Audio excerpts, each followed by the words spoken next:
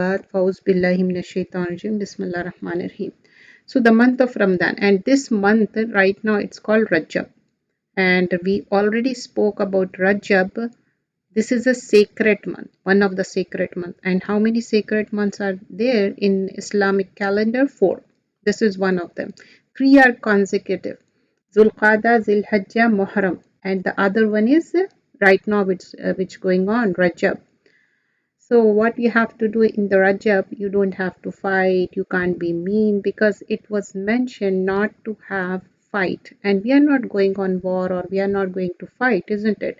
So what we're going to take care of, that we will be good to our family and friends. So today in the Ramadan topic, we're going to learn few things before Ramadan starts, inshallah. So already we started this book regarding Welcome Ramadan. So in this is welcoming Ramadan with invocation. So what do you mean by Istiqbalu Ramadan? Means welcoming Ramadan with the invocation, means dua. The beginning of Ramadan is determined by sighting of the new moon. So one should make an effort to sight the moon. Many times people say, oh, we are not able to, but your intention counts. You should try and go outside and look for it. Even though you are not able to see, that's okay, but you will get the reward for it. And what you have to recite, this is the dua. There are two duas, and it's not about only sighting the moon for starting of the Ramadan or starting of the Eid. That's not so. You should look for every month when the lunar calendar changes, and especially Ramadan has so much importance, and also Eid. But sighting of the moon, like how the Ramadan starts. In this few things we're going to share about it. First and foremost, in Ramadan time, it is like, when you sight the moon, you have to make the dua. Like this is very masnoon. Like, most of the people, they have habit of sighting the moon and making dua, and Allah will accept the duas. You should avail the opportunities. And what we are saying, whenever you sight the new moon of the month of Ramadan, observe fast. Sighting of the new moon, you observe the fast.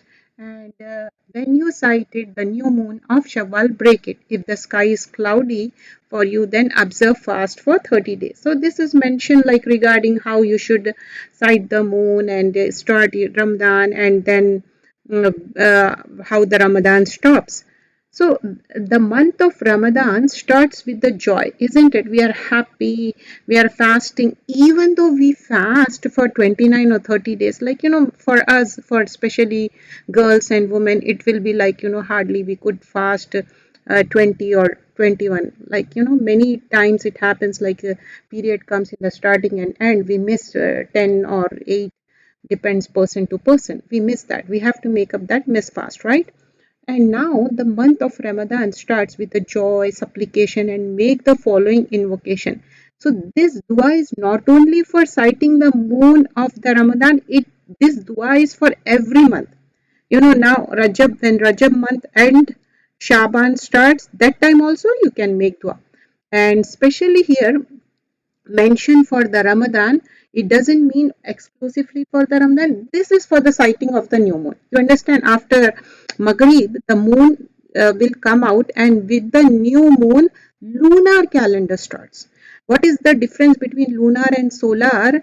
In lunar calendar, days can be 29 and 30, whereas in solar it is like 30th, 31st, or 28th, right? Depending on the month. So what dua we have to make? This is the dua. Allahumma ahilhu alayna bil yumni wal imani was salamati wal islami rabbi wa rabbukallah. This is one dua. There is another dua. Whichever is easy for you, like, you can save in your phone, and it's easy to remember. Just if you try to look the moon, you can't able to, then also just make the dua. You will get the ajr for it. You will get the good deed. What we are saying in this dua, Allahumma ahilhu, oh Allah, let this moon month pass over us with blessing. Ahilhu alayna bil yumni wal iman. pass over us with blessing and iman. And what else? Wal imani was salamati wal islami rabbi wa rabbukullah. And the beautifully what we are saying in this blessing, iman, safety, and in the state of Islam, O moon, my Lord and your Lord is same. Allah subhanahu wa ta'ala. So we are telling to moon, your Lord and my Lord is Allah subhanahu wa ta'ala. Rabbi wa Rabbukallah. Try to understand smaller words of Arabic, Rabbi, my Rabb. You see, this Rabbi, because Ya has Kasra underneath, it means my Rabb. Why I'm trying to explain this? Because these are the small things, when you understand it, you feel good. So we are saying Rabbi wa Rabbukallah, my Rabb and your Rabb is same, that is Allah subhanahu wa ta'ala. This is in Sunan at-Tirmidhi. And there is another dua which is mentioned, Allahu Akbar. In the another dua, it says about Allahu Akbar, proclaiming the greatness of Allah subhanahu wa ta'ala. Allahumma ahillahu alayna bil amni wal imani was salamati wal islami wa tawfiqi lima tuhibbu wa tarda rabbuna wa rabbukallah. Allah is the greatest. O Allah, let the crescent arise above us in safety, faith, peace, and Islam, and in the agreement with all that you love, and that which pleases you. Our Lord and your Lord is Allah. So any one dua you can recite. The following, the one I said, Allahumma ahillahu alayna bil yumni, or this. You can take the screenshot also.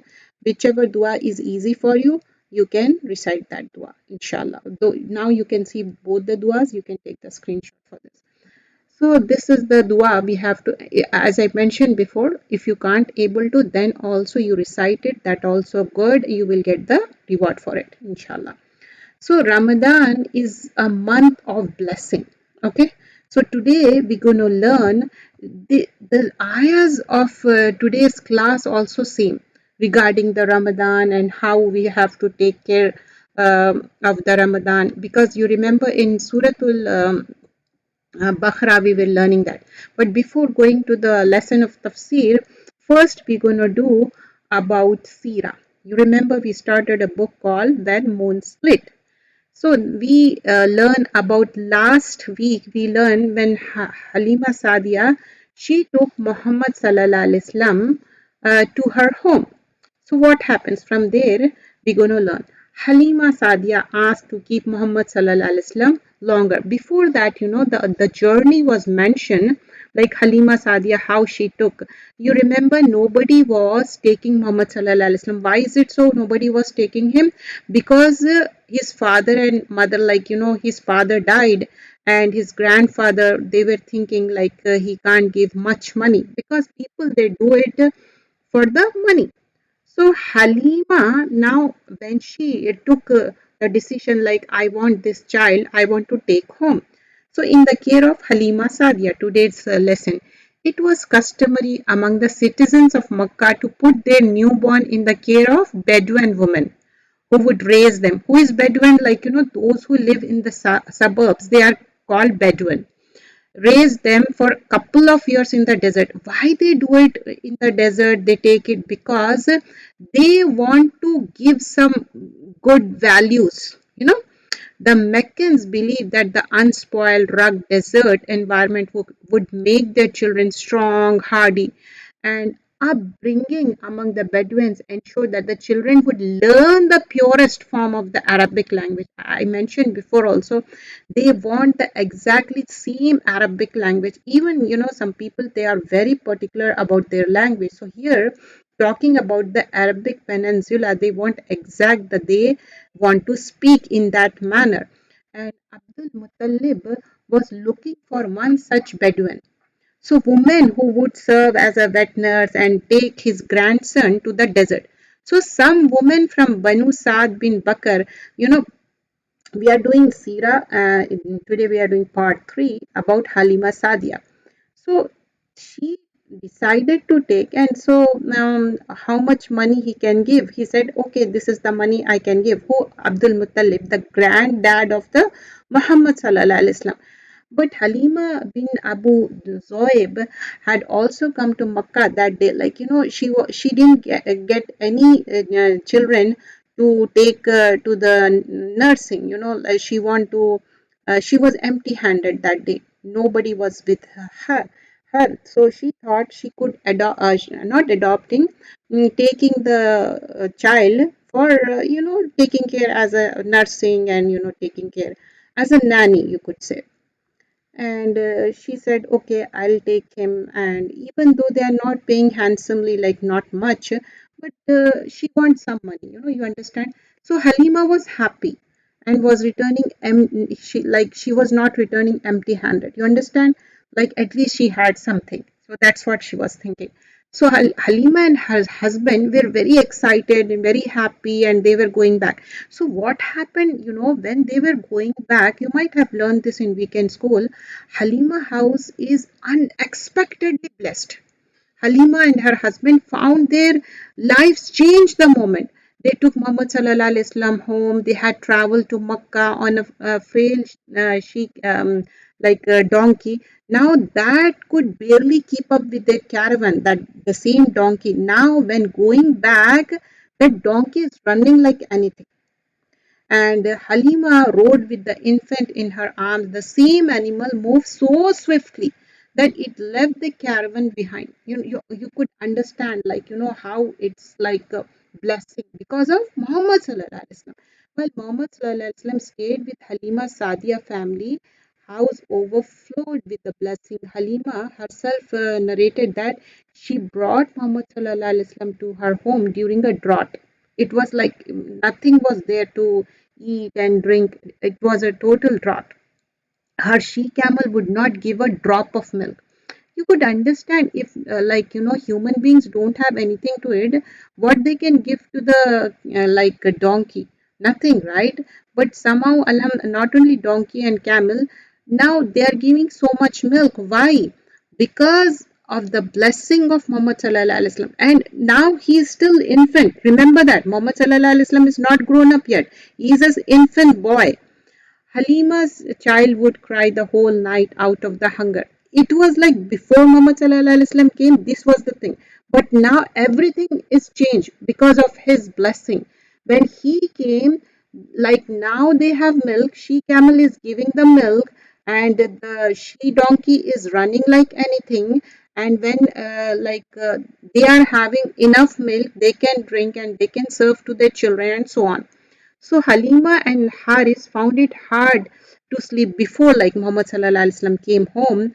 They have to go empty stomach. Have you ever tried, like, going to sleep empty stomach? It's really hard. Sometimes you could hear the growling sound in your tummy. It's really hard. Like at least you need to drink some water. Like, people when they do the diet, what they have to do, they have to drink a lot of water. Why?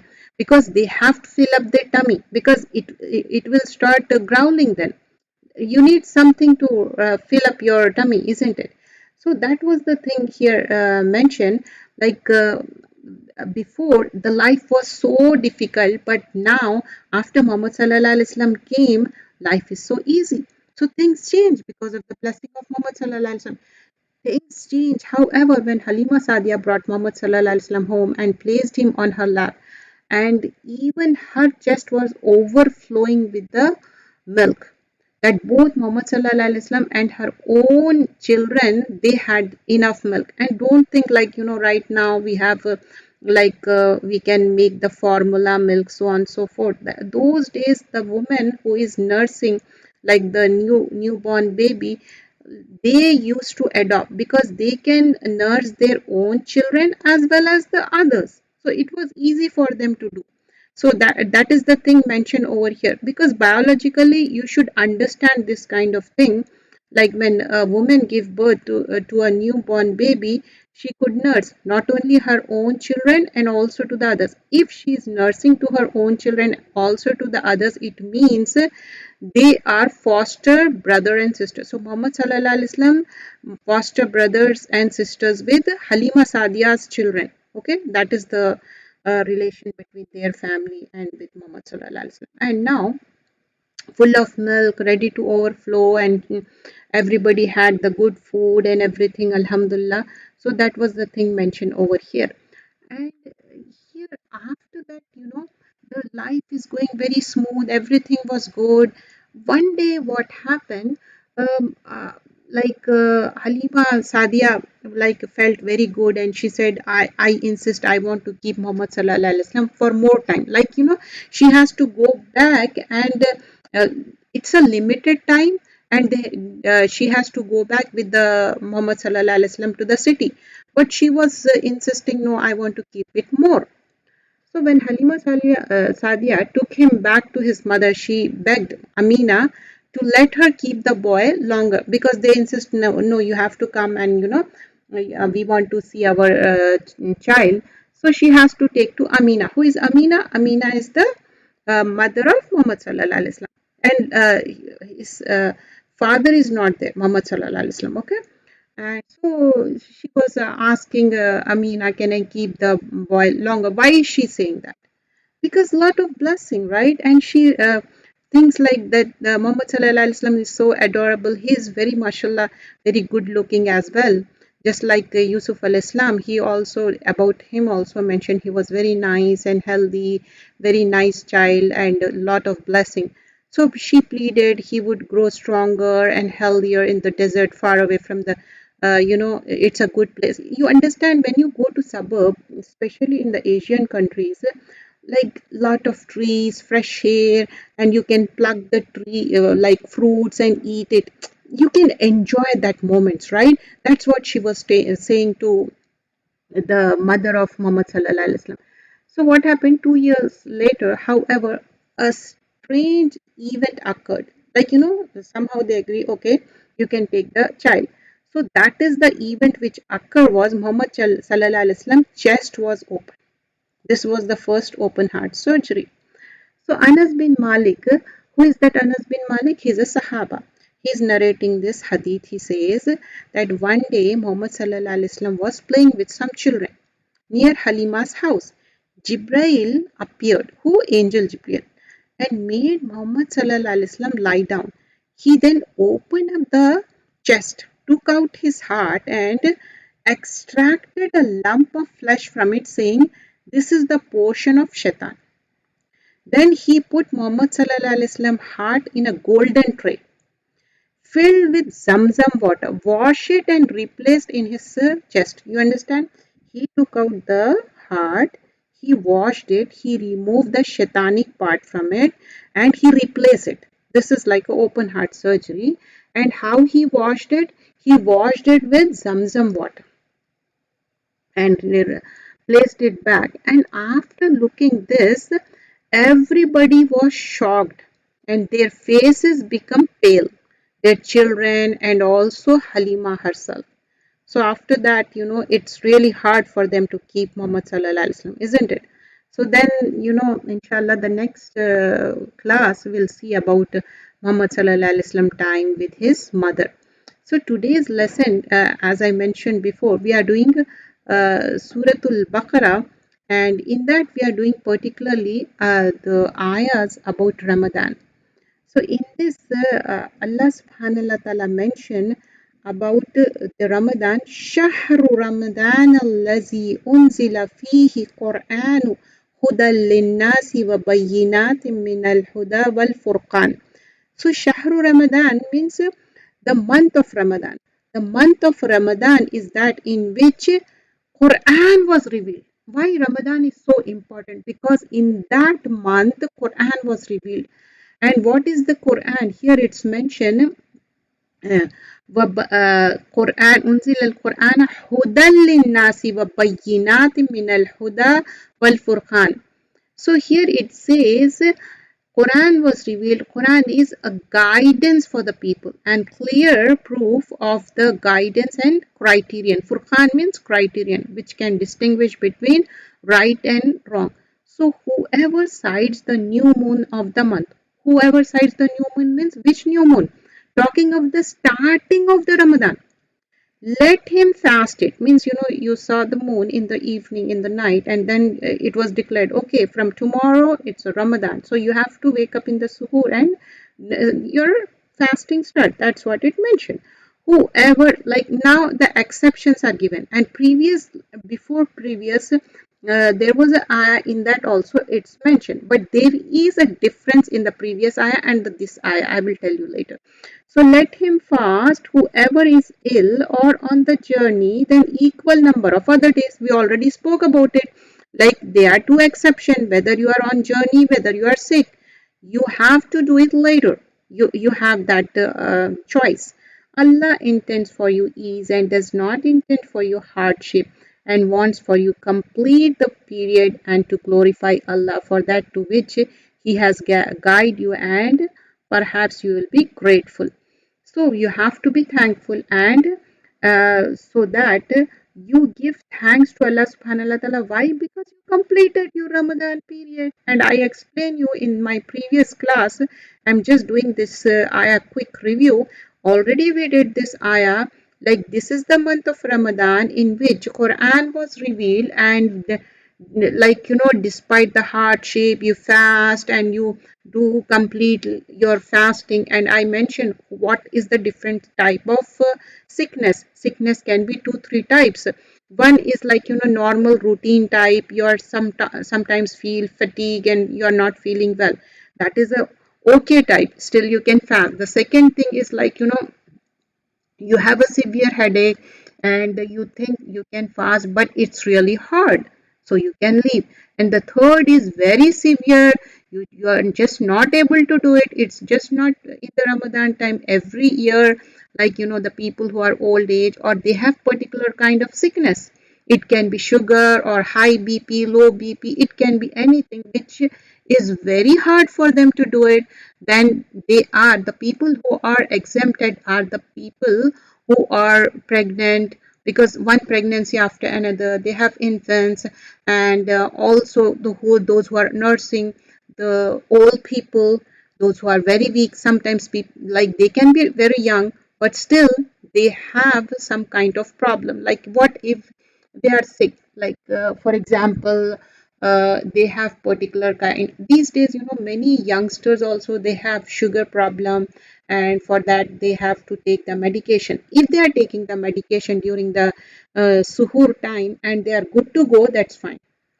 Nothing can stop you and you can still feel nice, then you can continue.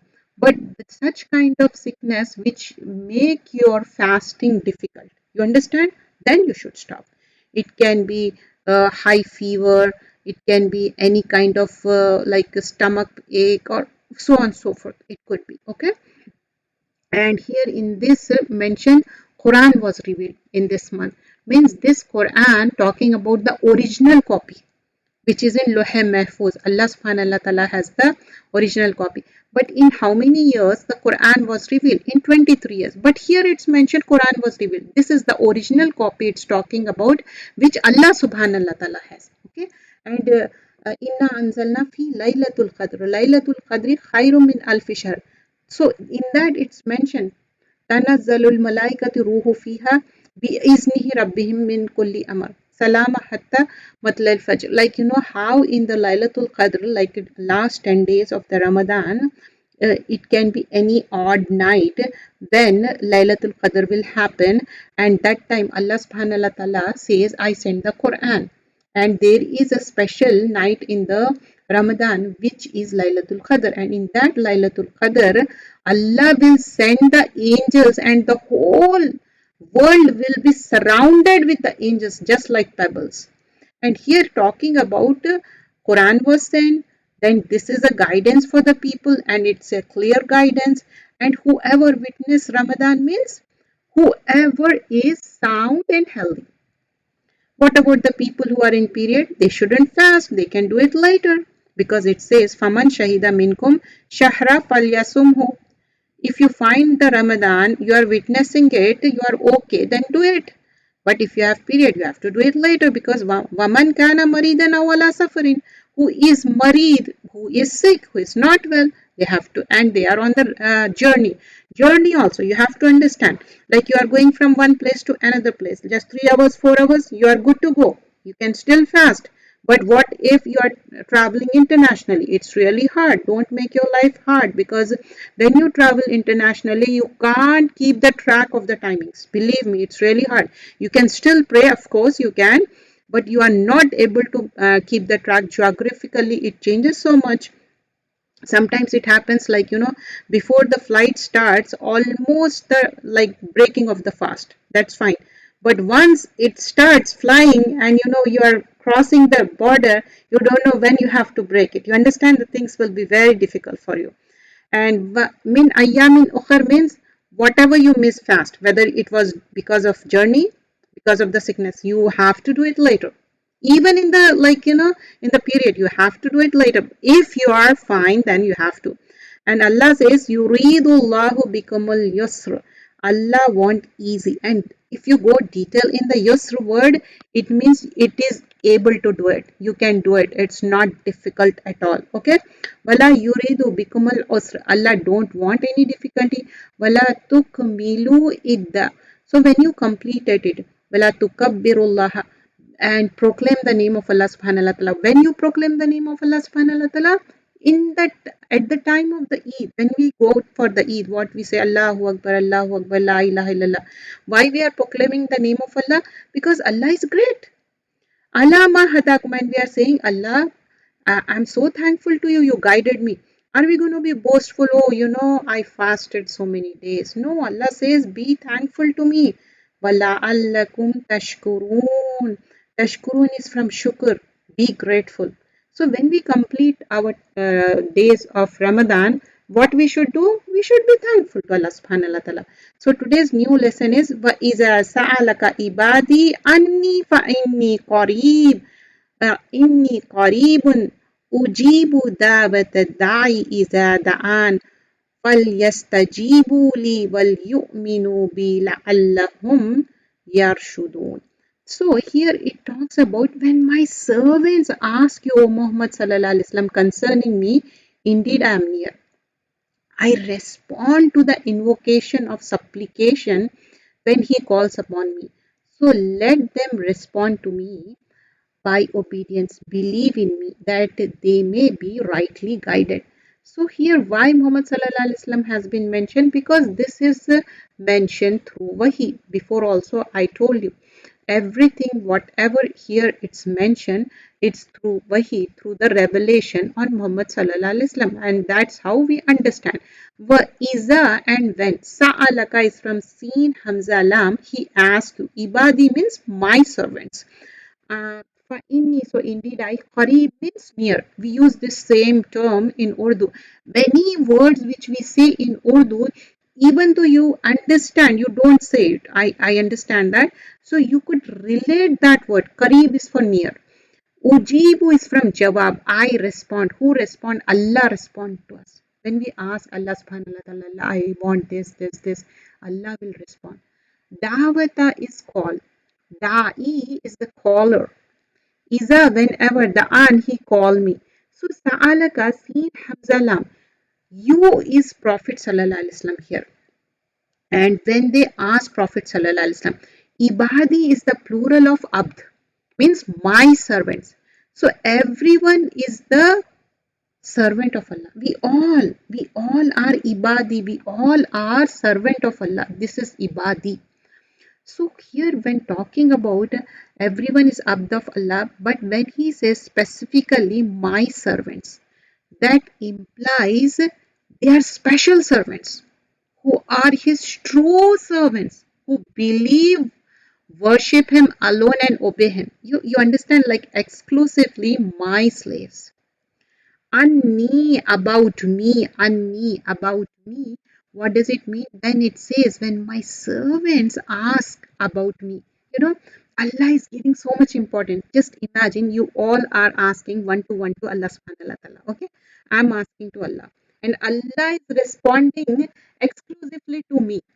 Just imagine, all of you in my class right now, everybody is asking to Allah subhanahu wa ta'ala, and Allah is responding. everybody, to everyone, Allah is responding. If it get disconnected, I'll reconnect it again, you can rejoin it. So Allah will respond. So anni, about me, what does it mean when it says when my servant ask about me? It means when my servant ask where Allah subhanahu wa ta'ala, his response is that he is near.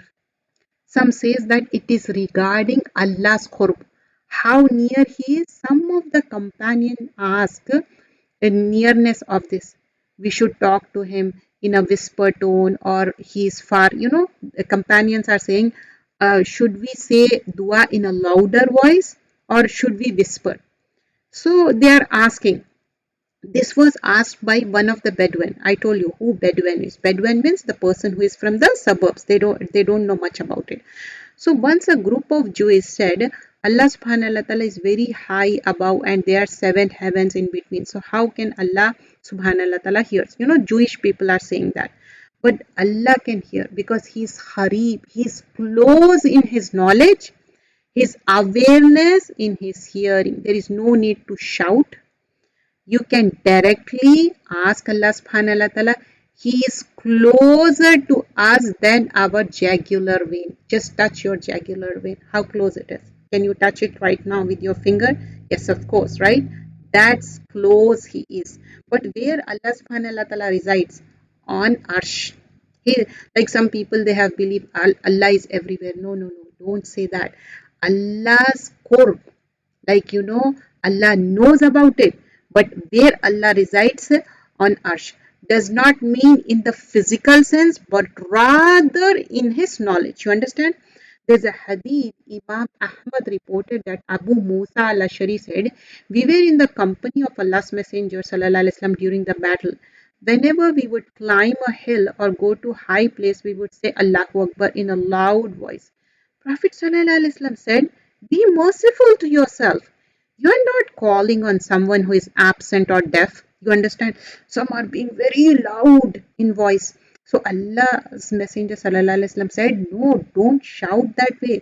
Because Allah is Sami, Allah is Alim, Allah is very close. So to whom you are calling, He is very close. Then neck of your animal.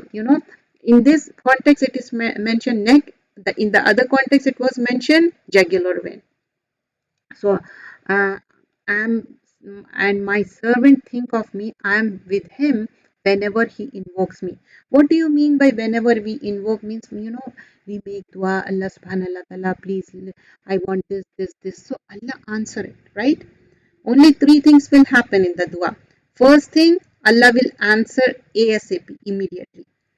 The second thing, Allah keep that dua for the akhirah. Third thing, Allah will remove the calamities, many calamities. Sometimes, some mishap may happen and you are safe. You think, oh, Alhamdulillah, I'm so lucky. Allah saved me. Sometimes it happens. You actually was about to happen some accident or so, but Allah subhanahu wa ta'ala at the nick of moment you were safe. That's how the things will be. So three things in the dua. Ujibu is from Jim Wow Ba, I respond. Da'i, any person who prays or call to Allah makes dua to him. Da'an is he calls me. When we make dua, he want our dua to be responded to right away. We must call on him with trust and confidence that he is the one who can respond to our request. There are several conditions that need to be fulfilled for one's dua to be responded. Okay, listen this carefully because we want our duas to be accepted, isn't it? It should be made with the sincerity first and foremost. If you are making dua, what is the most important thing? Make it with the sincerity. Second thing, it should be made consciously. It doesn't mean you are making dua and you are thinking something else. You really mean it. Okay. Third thing, one should be humble. Small. Tell yourself, I'm small, I'm humble. Tell Allah subhanahu wa ta'ala what is your need. Allah will fulfill it. And one should fear Allah and respect Allah subhanahu wa ta'ala. Fourth thing. And fifth, the person should be in obedience to Allah subhanahu wa ta'ala. We should not be committing sin. Because in this ayah what it is mentioned, and when my servant asks you Muhammad sallallahu alaihi wasallam concerning me, Indeed, I am near. Who? Allah subhanahu wa ta'ala is near. I respond to the dua, invocation of the supplicant when he calls upon me. So let them respond to me by obedience. Believe in me that they may be rightly guided. So Allah subhanahu wa ta'ala is saying, addressing to Muhammad sallallahu alaihi wasallam, when my servants make dua, let them be humble. Let them ask me. I will respond. Allah is not giving authority to Muhammad sallallahu alaihi wasallam. You understand? Muhammad sallallahu alaihi wasallam is a prophet and Rasul. He is saying this, we should make dua to Allah subhanahu wa ta'ala and Allah will respond to us. And grammatically, some of the scholars says it means one to one Allah is responding to every person who is making dua. But you should be very humble and you should have complete conviction and yaqeen on Allah subhanahu wa ta'ala that Allah will answer your dua. So Hadith, the Prophet ﷺ said that the supplication of the servant will be answered as long as he does not supplicate for what it includes sin. You should not make any dua for the sins. The dua should be proper, realistic. One should also not become hasty. And Hadith, someone asked Prophet ﷺ how one can be hasty. He replied, when one says that they made dua again and again and they don't see the supplication being answered and they abandon making dua. You understand, like, for example, somebody is making dua from years and years. It happens sometimes, like your dua is answered at particular time. It's taking time and you are being hasty. Oh, I'm asking Allah subhanahu wa ta'ala from my childhood or from my like so many years. It has so much time passed. I'm not going to ask anymore. This is not the positive attitude. This is negative attitude. Allah don't like such kind of behavior, because you should have complete conviction and yaqeen on Allah subhanahu wa ta'ala. That is a hastiness. You are making dua, you are very sincere, you are asking. If it is not answered, what does it mean? It means it is kept for either for the akhirah or either your calamities are removed, because every dua is not answered right away. Remember that when we are making dua, every dua is not answered right away. It will take time, and that is khair for us, that is better for us. So how is dua answered? There is a hadith: no Muslim supplicates to Allah with the dua that does not involve sin or cutting the relation of the womb. What is the cutting the relation of the womb? Like, your father's side relationships, your mother's sides, your father like blood relation, your mother side blood relation, and also of course your siblings, your mother, father, and also your own brother and sister. You can't sever the ties. If you sever the ties, Allah will not make you smell the Jannah. It means you can't even imagine to go to Jannah. You can't sever the ties. You can't even ask for that kind of dua. So first thing, no Muslim supplicate to Allah with that does not involve sin. Like, sinful things, gambling, alcohol, drugs, kabira sins. You can't ask such kind of, and being sometimes mean. Hasad means what? Jealousy. You are asking something from somebody and you are saying to Allah subhanahu wa ta'ala that thing should be snatched away someone, and you want that. That is a jealousy. Jealousy will burn your good deeds. If you are asking Allah, I want that particular thing, I love that thing, that's okay. There's nothing wrong in that. You could like any kind of stuff in the worldly things or the akhirah. As far as it's not a sinful thing. Okay, remember that. It shouldn't be sinful thing. And cutting the relationship, one should not ask the thing.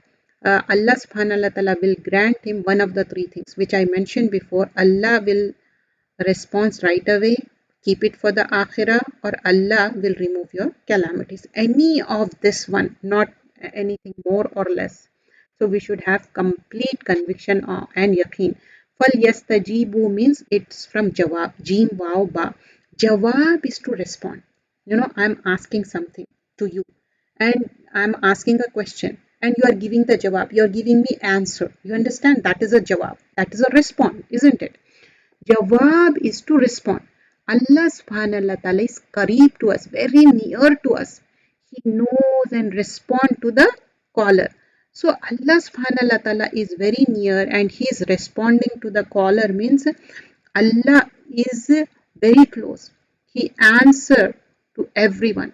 It doesn't mean like Allah will answer to few people and Allah won't listen to the others. No, never ever think. Some people they say, oh, Allah never listens to me. No, never ever say that Allah never listens to me. We all should make dua with the complete conviction and yaqeen. If you are not making, if you are shaky about it, how your dua will be answered? You have to ask with the complete certainty. So falyastajibu, jim wow ba, jawab is to respond. So Allah subhanahu wa ta'ala is qareeb to us. He knows and respond to the caller when he makes dua. We should respond to the call of Allah subhanahu wa ta'ala to follow his commands. It means that we should submit to Allah subhanahu wa ta'ala and obey him. How we submit? Like we are asking if dua is not answered right away also, don't be hasty. Keep on asking, keep on begging Allah subhanahu wa ta'ala because we should fear Allah. We have to go back to Allah subhanahu wa ta'ala. Who else we will be asking? Nobody except Allah.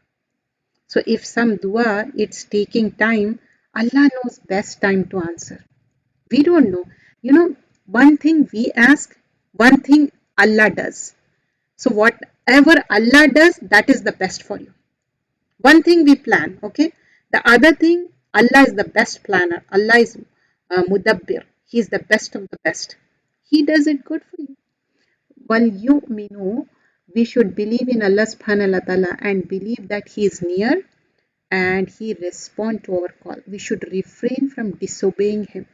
If you want Allah subhanahu wa ta'ala to respond to your dua, you must respond to Him by obeying His commands. Whose commands? By Allah's commands. In Quran it's mentioned what to do, what not to do, do's and don'ts. We must have this firm conviction and trust that He will answer our duas. He is Qadir, He is Alim. He just has to say kun fayakun and the dua will be accepted. Like everything will be done. It's kind of, And here Allah Ta'ala says, لَعَلَّهُمْ yarshudun. This yarshudun is from Rashin Dal Rushd. Rushd is guidance. It is to adopt the way of Hidayah and to stay firm upon it. Along with this is to develop and maintain good habits as well. So maintain good habits. So, it is a istiqama or perseverance on hidayah, consistency on that, to be firm on it. Rushd is not just with regard to matters of deen, it is also with the regards to dunya. It is also said that rushd is to do something in the best manner. So here it means so that they live a good life. We should respond to Him so that we are rightly guided. Dua is the essence of worship. It is said that when this ayah was revealed, people asked, is there a good time to make dua? It is good to ask dua after doing any act of worship. You complete your salah, you make dua. Like any act of good thing, when you recite Quran, you can make dua. And what are the best times to make dua? Between the azan and iqama. Then when it's raining, you can ask Allah subhanahu wa ta'ala. At the time of Arafat, you can ask. Even though you're not going to Hajj, on the day of Arafat, the whole day you can ask Allah subhanahu wa ta'ala dua. When you are traveling, whether it's a small traveling, just you're going to school, you're going to your college, doesn't matter, it's a drive, it's a journey, you can make dua. Allah will answer the dua when you are in the journey, doesn't matter small or big. So there are opportunity, you have to avail those opportunity for making dua, and dua will be accepted.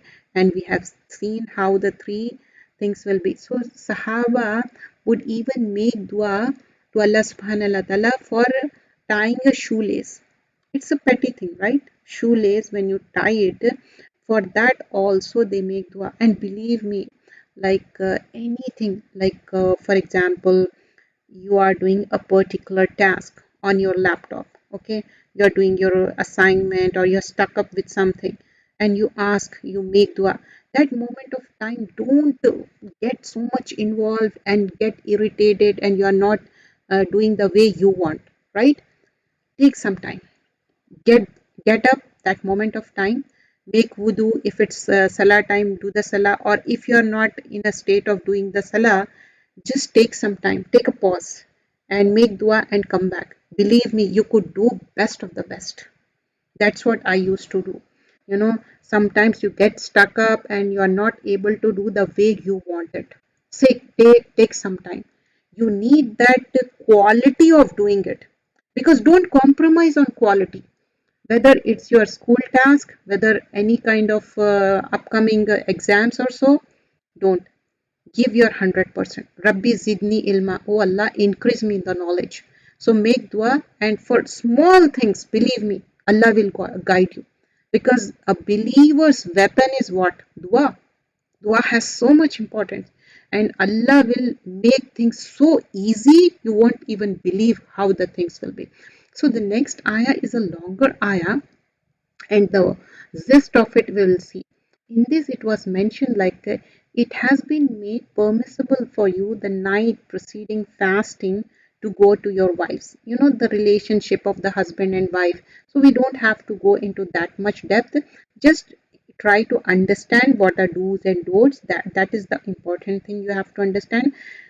Here, husband and wife relationship has been explained as they are clothing to each other. They are clothing for you and you are clothing to them. So what clothing will do? Like clothing will cover your body, clothing will protect you from winter and summer, clothing will make you feel pretty, isn't it? Good clothes. That's how husband and wife is. So that is the thing mentioned over here. And Allah knows that you used to deceive yourself, so He accepted your repentance and forgave you. So now have relationship with them and seek that which Allah has decreed for you. Here talking about husband and wife relationship, that like intimacy it's talking about. So we don't have to go detail into it. It means like in the Ramadan time, in the nights, you are comfortable husband and wife, but not at the fasting time. One have to stop from any kind of intimacy. Eat and drink until the white thread of the dawn become distinct to you from the black thread. You know, when Fajr time is there, could you able to see the white thread, black thread? Literally, Sahaba Ikram, they did that. They try to look the white thread, then the black thread. It means that, you know, how the darkness and how the, you know, when Fajr will be there, you could see little bit. That's what it means. It's not the literal sense. They complete the fast until the sunset and do not have relationship with them as long as you are staying. So here not only mention about husband and wife relationship, and also mention about itikaf. You know, itikaf means when you go in the masjid with the permission of the masjid people and you spend their time exclusively for the sake of Allah. And that moment of time, husband and wife, they don't have to chit chat, they don't have to get intimacy and so on and so forth. Until unless there is an exception, like, you know, husband want to drop the wife and come back to the masjid, like, you know, home is very far. Yes, of course, husband can drop the wife and come back. Okay, can wife bring the food to the husband when he is in masjid? Yes, of course, he can. She can bring the food for the husband, but limited talk is allowed, but not more than that, because one is in the etikaf, and etikaf is done in the masjid because it's mentioned here it will be done in the masjid. And you have to be careful from the morning till the night. What does it mean? When you are fasting, you have to take care of certain do's and don'ts. And here talking about exclusively husband and wife, this is for the people who are married. So, and do not have relationship with them as long as you are staying for worship in the masjid. You know, when you are in the masjid, you can talk to them like limited, as I mentioned, but not so much. These are the limits set by Allah, so do not approach them. Does Allah make clear His ordinance to the people that they may become righteous? Why all these things are mentioned? So that we become righteous. So these are the things mentioned about fasting. here all the ayahs from ayah number 183 onwards, this is about fasting only. When last week when we see the ayah like 180 183, ya ayyuhallazina amanu kutiba alaykum siyamu kama kutiba alal lazina min qablikum la'allakum tattaqun, who believed fasting is mandatory. Like, whoever are believers, one has to do the fasting. It was decreed upon those before you that you may become righteous. So fasting is such kind of thing, like it is mandatory, it one has to do the fasting.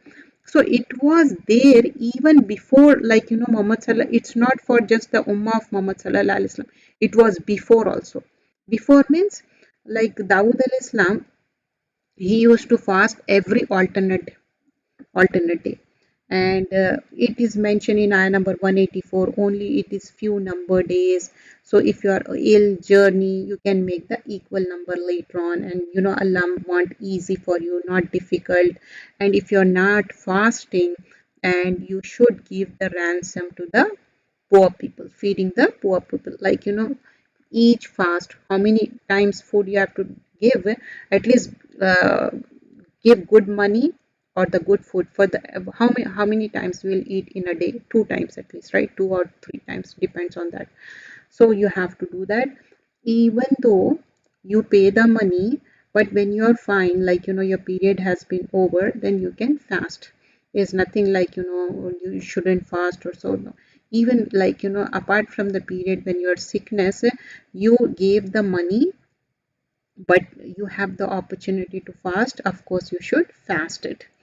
And also we have seen in the following ayahs, like, be thankful to Allah subhanahu wa ta'ala after completing your fasting. That's what it's mentioned over here.